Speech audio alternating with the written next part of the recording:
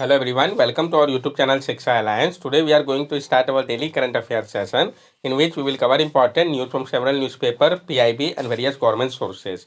So let's begin our session. Our first topic is Sisal leaves. तो हम जानेंगे sisal leaves के बारे में. Scientists at Stanford University are researching the use of sisal leaves to create a highly absorbent material that could replace cotton, wood pulp and chemical absorbent in sanitary napkin. जो scientist है कहाँ के Stanford university के, वो research कर रहे हैं उपयोग को लेकर सीसल लिप्स का, ताकि क्रिएट किया जा सके एक हाईली एब्जॉर्बेंट मटेरियल का जो कि रिप्लेस कर सके कॉटन, वुड पल्प और केमिकल एब्जॉर्बेंट को सैनिटरी नैपकिन पे. ये जो एब्जॉर्प्शन होगा इसका कैपेसिटी जो है सीसल बेस्ड मटेरियल का, वो रिपोर्ट किया गया कि हायर है कमर्शियल मेंस्ट्रुअल पैच से. The method developed by the researcher involving use a decorticator to mechanically separate the fiber from sisal leaves and employing a process inspired by termite gut to delignify the fiber. और जो method जिसको कि develop किया जा रहा है researcher के द्वारा, वो इन्वॉल्व कर रहा है, वो उपयोग करेंगे डेकोरटिकेटर का, ताकि मैकेनिकली सेपरेट किया जा सके फाइबर्स को सीसल लिप्स से, और एम्प्लॉय करेंगे एक प्रोसेस को जो कि इंस्पायर है टर्माइट के गट से, जो कि डिलिग्निफाई करेगा फाइबर को.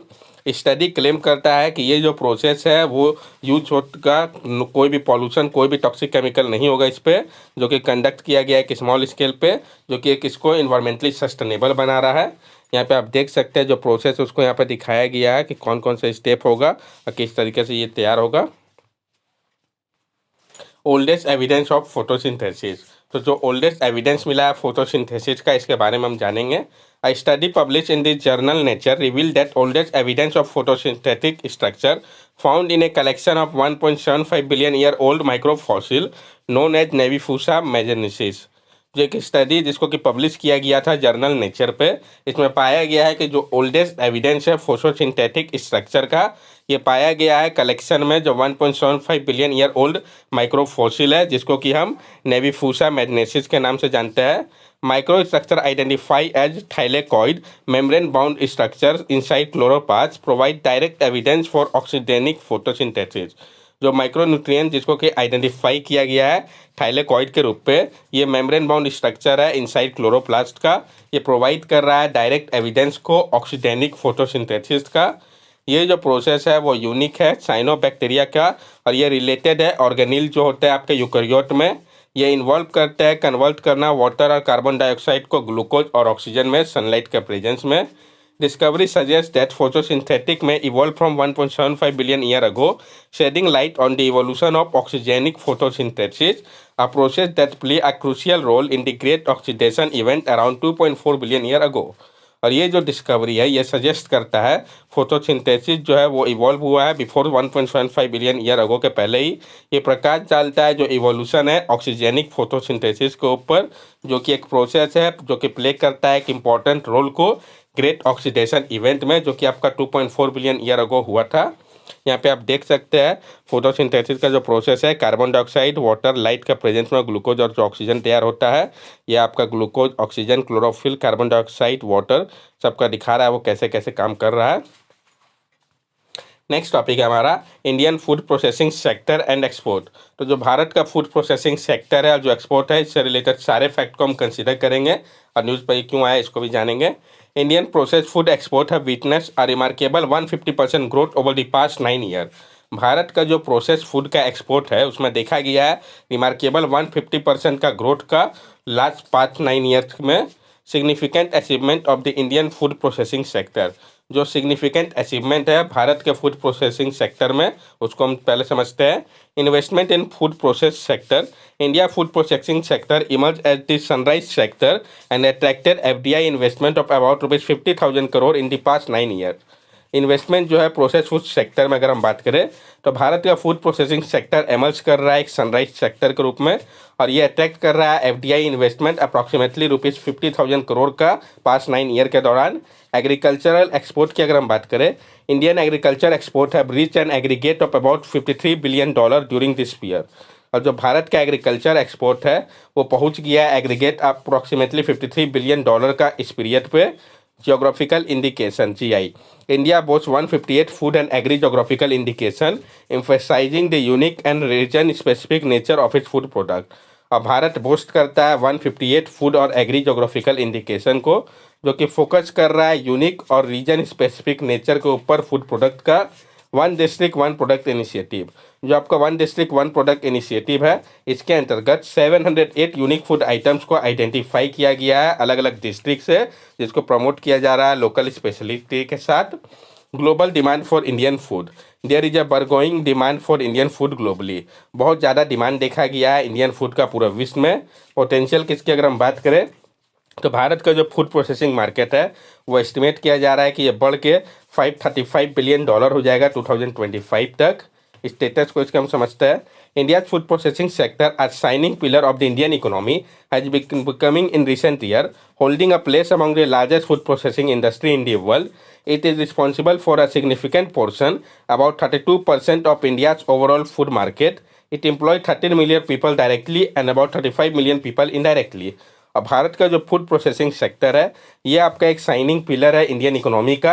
ये जो है आपका बूमिंग सेक्टर है, कुछ सालों से देखा गया है। ये होल्ड करा एक प्लेस को लार्जेस्ट फूड प्रोसेसिंग इंडस्ट्री में वर्ल्ड के, और ये रिस्पॉन्सिबल है सिग्निफिकेंट पोर्शन के लिए, अप्रॉक्सीमेटली 32% इंडिया के ओवरऑल फूड मार्केट का। ये एम्प्लॉय करते हैं 13 मिलियन पीपल को डायरेक्टली और अप्रॉक्सीमेटली 35 मिलियन पीपल इनडायरेक्टली इसमें इन्वॉल्व है। चैलेंज फेस बाई एफपीआई, क्या चैलेंज का सामना करना पड़ रहा है एफपीआई को? जो फूड प्रोसेसिंग इंडस्ट्री है भारत का, वहाँ पे देखा गया है एक इम्प्रेसिव ग्रोथ ट्रेजेक्ट्री को रिसेंट ईयर पे, लेकिन कुछ इश्यू है जो कि एक को पीछे खींच रहे हैं, तो उसके बारे में हमको जानना होगा कौन सा इश्यू है। तो सबसे पहला gap in supply chain infrastructure.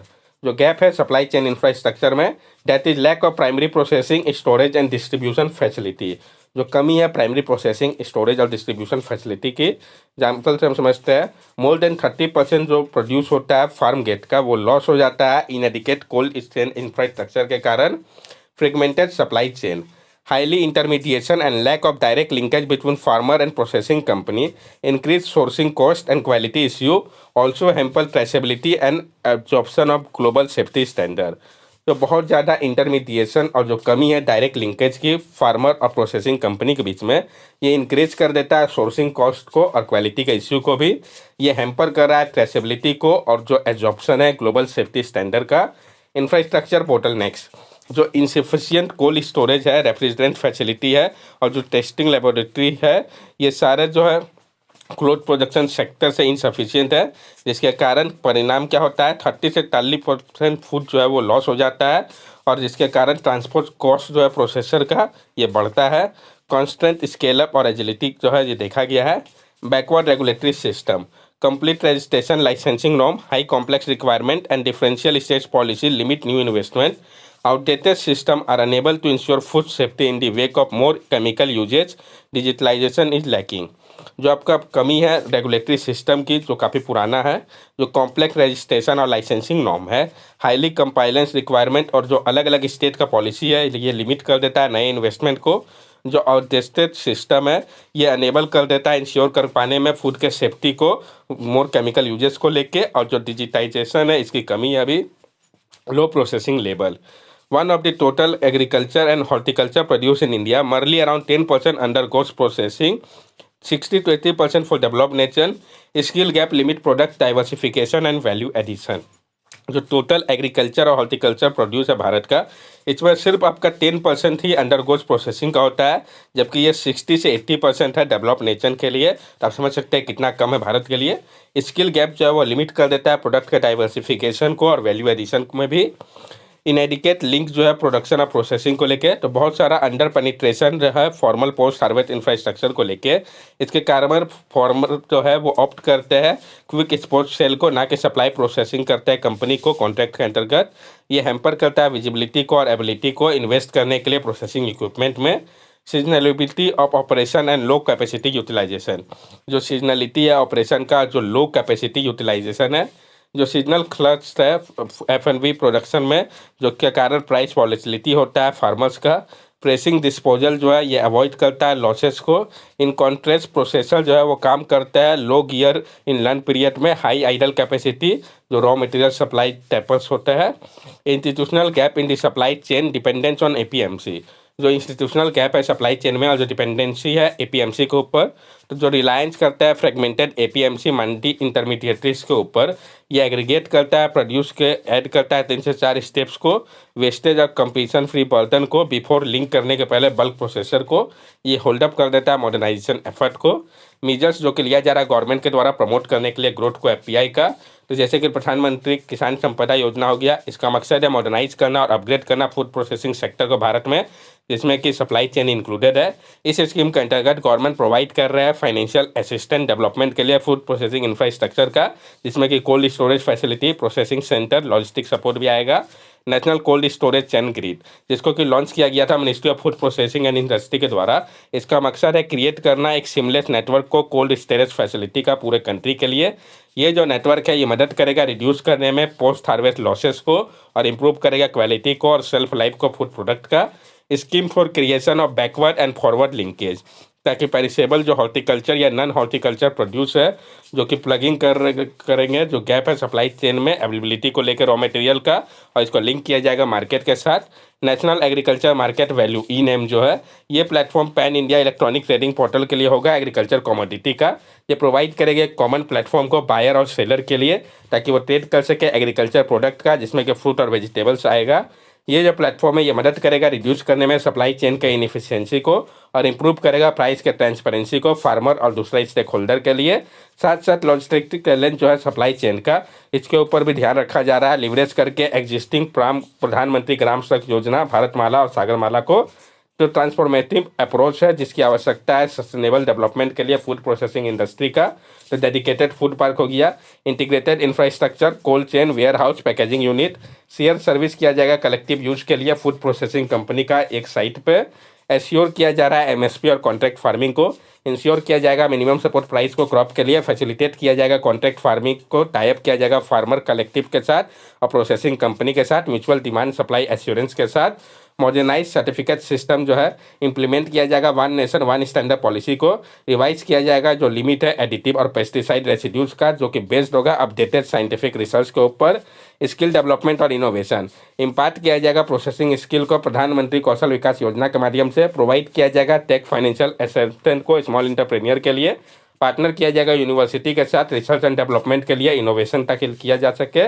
Incentivise किया जाएगा एक्सपोर्ट फोकस वैल्यू एडिशन के ऊपर, प्रोवाइड किया जाएगा कॉन्सेशनल फाइनेंसिंग स्कीम को जैसे कि चैंपियन एंड रिवैम्प ईपीजीसी हो गया, ऐड किया जाएगा एड्रेस किया जाएगा ट्रेड डेफिसिट को वैल्यू एडिशन के माध्यम से एक्सपोर्ट में।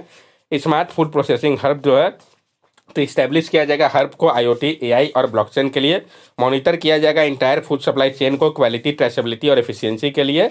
न्यूट्रास्यूटिकल इनोवेशन डेवलप किया जाएगा फंक्शनल फूड को स्पेसिफिक हेल्थ नीड के अनुसार, फोर्टिफाई किया जाएगा फूड को इसेंशियल न्यूट्रिएंट के साथ प्रोबायोटिक और बायोएक्टिव कंपाउंड से। जीरो वेस्ट प्रोसेसिंग इंप्लीमेंट किया जाएगा टेक्निक को ताकि उपयोग किया जा सके हर एक पार्ट को रॉ मटेरियल का, कन्वर्ट किया जाएगा फूड वेस्ट को बायोफ्यूल के लिए ताकि क्रिएट किया जा सके बायोप्लास्टिक या एनिमल फीड को बाई प्रोडक्ट के रूप में।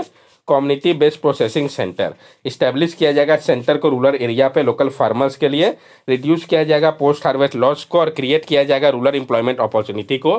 इससे हम कंक्लूजन निकाल सकते हैं कि जो फूड प्रोसेसिंग है ये एक प्रॉमिसिंग फ्यूचर रखता है, प्रोवाइड करेगा एडिकेट गवर्निंग सपोर्ट को अगर इसमें दिया जाए तो। ये कैपेसिटी जो है मदद करेगा मिलियन को आउट ऑफ अंडर न्यूट्रिशन से लाने में।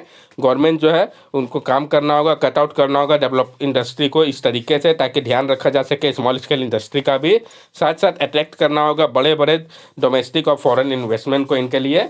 नेक्स्ट टॉपिक है हमारा कैनबिस प्लांट। तो हम जानेंगे कैनबिस प्लांट के बारे में। जो साइंटिस्ट है आपके CSIR Indian institute of integrative medicine Jammu के, उन्होंने डिस्कवर किया है फाइटो कैनेबिनॉइड को, जो कि एक कंपाउंड है, ये पाए जाते हैं कैनबिस प्लांट पे। ये एग्जिबिट करता है प्रीवियसली अनएक्सप्लोर्ड एंटीबायोटिक प्रॉपर्टी को। ये जो स्टडी है ये स्पेसिफिकली फोकस कर रहा है टेट्राहाइड्रोकैनेबिडॉल के ऊपर, जो कि आपका एक फाइटोकैनिबिनॉइड है। इसका जो एफिकेसी है वो आपका स्ट्रेटोफाइलोकोकस ऑरियस के खिलाफ बैक्टीरिया जो कि है ये कंट्रीब्यूट करता है एंटीबायोटिक रेजिस्टेंस में, उसके खिलाफ देखा गया है। ये जो आपका टेट्राहाइड्रोकैनिबिडॉल है THCBD, ये डिमॉन्स्ट्रेट करता है स्ट्रॉन्ग एंटीबैक्टीरियल इफेक्ट को अलग अलग रेजिस्टेंस जो है जो आपका स्ट्रेन है S ऑरियस के खिलाफ, जिसमें कि मेथिसिलिन रेजिस्टेंट स्ट्रेन भी आता है। क्लैसिपी जो आपका ऑक्वेंटिस हेल्थ केयर लिमिटेड है, उन्होंने इंट्रोड्यूस किया है क्लैसिपी को। ये कैनबिस स्पेस मेडिसिन है जिसको डिजाइन किया गया है ट्रीट करने के लिए सीजर ऑफ टोडलर्स के लिए। ये जो ड्रग है इसको अप्रूव किया गया है drug controller general of India के द्वारा। ये टारगेट करता है सीजर एसोसिएशन को, लेनॉक्स गैस्ट्रोट सिंड्रोम, ड्रेवेज सिंड्रोम और ट्यूबरस स्क्लेरोसिस कॉम्प्लेक्स से। क्लेसेपी कंटेन करता है टेट्राहाइड्रोकैनाबिनॉल को, जिसका कंटेंट जो है वो बिलो होता है 0.1% से, और क्लिनिकल स्टडी में डेमोन्स्ट्रेट किया गया है इसके एफिकेसी को रिड्यूस करने में सीजर्स को, पार्टिकुलरली जो केसेस है कन्वेंशनल एंटी सीजर मेडिकेशन का, उसमें ये इनइफेक्टिव साबित हुआ है। That's all for daily current affair session. अगर आपको हमारी वीडियो अच्छी लगी हो तो हमारे चैनल सब्सक्राइब करें, हमारे वीडियो को लाइक करें और ज़्यादा से ज़्यादा शेयर करें। These are our social media link. From here also you can stay connected with us and give us your valuable feedback. Thank you and have a nice day.